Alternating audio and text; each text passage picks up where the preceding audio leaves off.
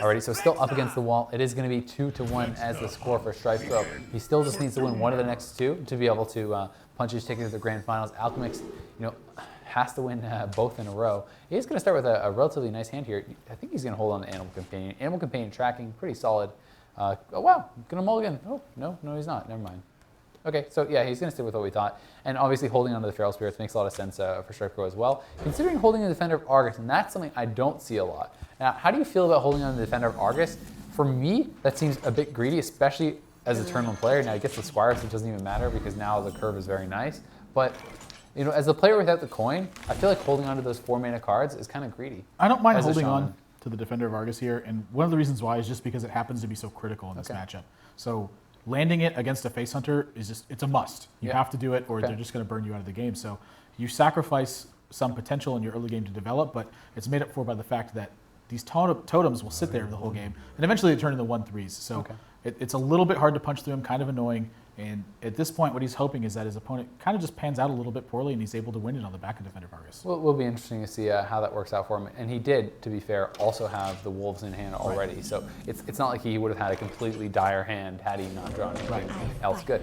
And having the Squire, though, to start things off. Anytime I start a game with a Squire as a Shaman, I feel so good. I think it makes such a massive difference. This is a pretty brutal position, I think, for Alchemixt, because he's drawn all these traps, but he doesn't have a bow yet. Oh my gosh, that Argent Squire. When that gets taunted next turn by those Defenders of Argus, this can spell a lot of trouble. StrifeCro made the taunt right off the bat, so I don't think he's got to worry about that again. And so again, the confusion effect, but he's already concluded that it's snipe at this point. And then you just drop the Squire. Just give it to the shield. I mean, that's you Squire Totem next turn. You can Defender of Argus. That's so nice.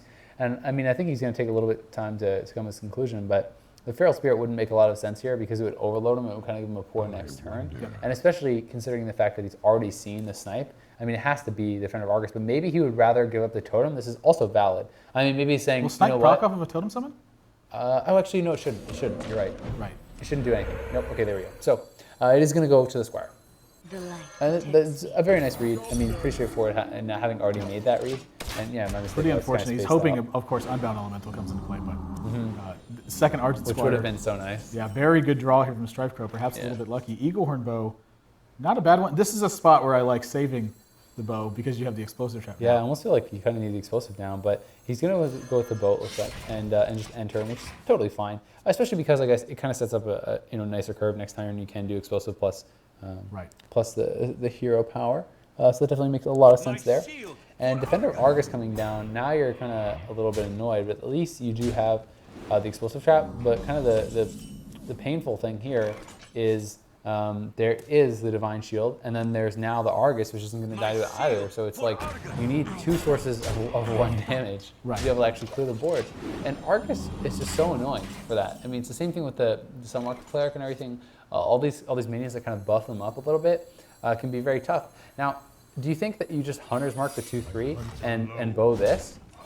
I like saving the Hunter's Mark here because Fire Elemental can present such a big problem for you that makes a lot of sense. I don't feel like he needs to use it. He's not worried about the 2 damage as much. Yep. Again, his hand's pretty stacked right now. He's going to be clearing out 4 minions from this explosive trap.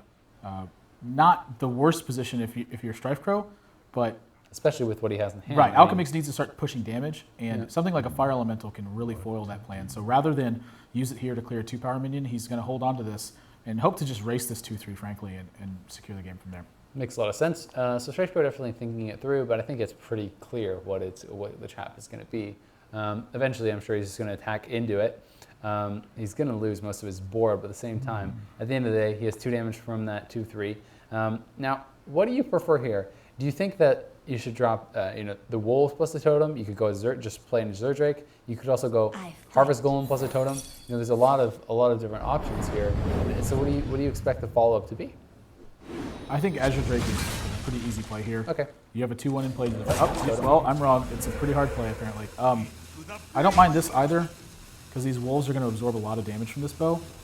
But I think I'd prefer to keep him on the board. But I guess he knows his opponent doesn't have Unleash. He just would have seen Unleash when he had 5 minions on the board, I think. So he's not afraid to extend into this board with more minions. And that was also indicated by the fact that he just kept using his... That's not the one you want to see. No. But it's not like the worst one right now, because this Stone Tusk Boar and Timberwolf can still take out one of these wolves. I imagine that's what he's going to be doing. Yeah, so he can clear the wolves. Not so bad at the end of the day. And plus, I mean, the Searing Totem plus the 2/1 can't kill the Leok. So there's something to be said for that. Well, never mind. I mean, he could just Rock Biter to the 1/1, probably what he's going to do. Do you think there's any validity to using your Hex here? Should you use the Hex to save the Rock Biter, or do you just drop the Harvest Golem and Rock Biter, the 1/1 into the 3/4, and then just go to the face with the 2/1? If you're going to clear this board, I think you have to redevelop. And I think that redeveloping with the Harvest Golem and then following up next turn with Fire Elemental and saving your Hex for later on is a potentially good play, because something that can come in important here is he actually may be able to Hex one of his own minions. So now, do you clear the Timberwolf with your 2/1, or do you just go face? I think you clear the Timberwolf. I don't think you want it there. Like, it's activating kill commands. You want to stem as much damage as you possibly can. And I think while 2 points of damage to the face is important, he's not really sacrificing a lot, because if you take a look at the way his curve is going to develop, 2 points of damage from the Harvest Golem is coming in. That's going to leave him at 16. This Fire Elemental is going to bring him down to 15. Harvest Golem down to 12. And then the next turn can be his Zerg Totem. So he has some nice stuff. And this is going to be what he goes with. I think it's a pretty straightforward play. And that just shows the value of the Stoneclaw. Buffing up these totems and stuff is just so nice. And he's going to flare out here, see what he draws, because really, when you look at his hand, he's got a whole lot of nothing. Unleash comes out a little too late, man. I'm sure he would have liked to have that a couple turns ago. Something that's really important to see here is that StrifeCro's still sitting at 24 life, and a lot of traps and a lot of charges on this bow have already been used, but they've been having to be used on these Feral Spirits. So he has to take a risk against possible Unleashes coming out, but it's paying off for him here because Alchemixt didn't have the Unleash in time. Oh. Okay, so he may just be going with that in the Azure Drake. I'm a little surprised by that. I think it's reasonable. I mean, it's filling out the mana curve completely. It makes some sense. We'll see how it's going to go. It's going to be a freezing trap. Now, do you replay this or do you Azure Drake? What do you think? I think you Azure Drake here. Okay. He does love those Harvest Golems, though, man. Wouldn't surprise me. I think I value the card draw more than I value redeveloping the Harvest Golem here. That's my 2 cents. Harvest Golem has a pretty cool hat, though.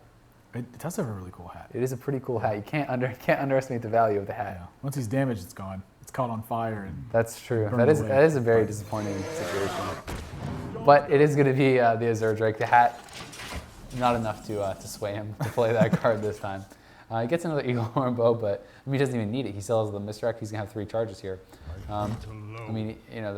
got to get rid of that. So he is going to go for that. Now, do you do the Hunter Spec plus the 1 Hound to get rid of this? Because there is going to be opportunity for more. Or do you just keep going face and just try to hope you're going to get some nice Unleash later? Because he's already played his Timberwolf. He hasn't drawn into his, I can't even think of the name. It's spacing out really hard. I actually like going for face here, and there's 2 reasons why. Number 1, this Misdirection stemming 6 points of damage. You can always attack this Flame Tongue later.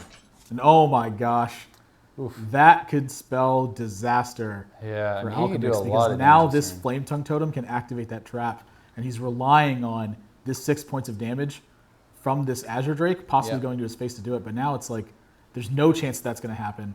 This Flame Tongue Totem may not even kill itself. Yeah, if it hits his face, then it's just like, the world is full of happiness. Because, that is insane, man. He can do, that's so brutal. He's going to do it. I think you got to. Why not put it between the Drake and the other just in case it dies? Well, I guess it doesn't matter then if it dies. It doesn't. His slide position. over. The only difference here is if he wants to make an 8-power minion or not, which clearly doesn't putting into this trap. Okay. So he's going to go for it. We'll see if it's going to hit the Drake. At least if it hits the Drake. He's thrilled to see a misdirection here, by the way. He's very happy that this is. He's not even going to lose it. That's so nice, man. And it puts them both at 1 HP, but it doesn't really matter. Now, do you just think you just drop the Fire Lily and go face, putting him at 9 HP, lethal next turn? I think you got to drop the Fire Lily. Okay. And then even if he's able to clear one of the minions, you still have Rock Biter onto it to get the kill that way. So I think this is just. Oh, this is just disastrous. Misdirect, Yeah. So Unleash the Hound's going to be doing a lot of work here. And again, the second bow is really a brutal draw, honestly, because he's had charges the whole game. So the second bow is not what he wanted to see. He's going to clear this down to only 4 points of power on the board. But sort of, again, another important point is that how does he continue to push through damage? Yeah, I don't think he does. I think that's the answer. But okay, he can Unleash, kill 2, Hunter's Mark 1, kill it off like that. Wait, he's going to have 4. He can actually clear the whole board. But you have to take face damage. Yeah, I don't think he's going to clear it. He's going to rely again on this misdirection to try to stem some damage, I think. But mean, he's got to kill the fire rally at least. It wouldn't be surprised. It wouldn't like surprise me if you cleared, but I don't like clearing here because again, you're sitting on 9 health, so any potential reach from your opponent can spell lethal as well. Yeah, I mean, there's a lot of cards that StrifeCro could try to kill him right now, though. A second Rockbiter, a Lightning Bolt. There's a number of cards in his deck that could spell death. He has a Doomhammer. He has 2 Argent Commanders. He has a second Fire Rally. Any of those are death. So pretty rough. There's like 6 cards he could draw. Right. That Misdirection's going to hold him off for another turn. So. Yeah. All right. Well, he's got 3, 4, 5. He's got 7 points of damage. If the misdirect puts the damage into the shaman's face, I say he can win. If it hits one of the dogs, I say he probably loses. This is one of those spots where you potentially might see a hex your own minion play. Yeah. Leroy's actually lethal next turn if he doesn't get a taunt on the board as well. Because so it is getting scary. Yeah, this is coming down to the wire. Misdirect is actually so important. This is one of those reasons why this match always comes so close when you're Shaman. Shaman doesn't have any way to disrupt these traps because all of its minions are just so efficient that you don't really want any of them to hit you. If this bow gets active, it's just 3 damage after 3 damage after 3 damage. You're turning every single card in your deck into a disruptive lightning bolt to the face. Yeah. So he's really got to think through his trap. And honestly, I like clearing a dog here. The Harvest Golem is a little interesting. Oh, I see what he's doing. Job's done. So yeah, he's just going to set up to go lethal this turn. He's going to hope that his opponent get lethal on the other side. Well, Alchemixt gets one more draw, but he's staring down lethal. Oh, what is it? What is it? Oh, it's Leroy Jenkins! Oh my god! Oh my gosh! Oh my god! That is a huge draw. This is. Okay. So wait. 5? Oh my gosh, are we stupid? He has 1 HP left. Oh my gosh, we're idiots. Well, he's 1 HP left if he does it. So that's okay. Well, with the misdirect, he still has a chance then, because if the misdirect goes into his face, he wins. Oh my gosh. So he still has a chance here, man. Now, okay, I actually think the smarter play is you drop the Leroy. I mean, there's such a low chance though with all because you give him the whelps he's too. got the 1/1s You have to kill off your own dog, just to increase the chance. You just walk your dog into something, doesn't matter. You hero power, you bow the face, you Leroy the face, and then you just pray to God that the misdirect hits your own face, because the 1 damage isn't going to matter. Any of those sources of damage will kill him next turn. So you just have to kill off your own hound to increase the chances. Well, he can't kill off his own hound because then he leaves him at 2. Yeah, but then any misdirect will kill him. No, because his opponent still has one of the whelps. What? His opponent gets 2 whelps from this. Yeah, I know. But right, so he's got to put him at 1. Oh yes, you're right. Oh my gosh, is he not going to do it? I was thinking of the Harvest Golem. Oh no, he's going to hope his opponent can't kill him this turn. Okay. Oh no. Oof. Oh, Alchemist. Oh, he draws a lightning bolt too, man. What a devastating turn. Oh my gosh. Leroy Jenkins is such a huge draw, but it's such a small chance to win. But he had no other outs in his deck that actually won him the game. It actually is going to hit the hound too.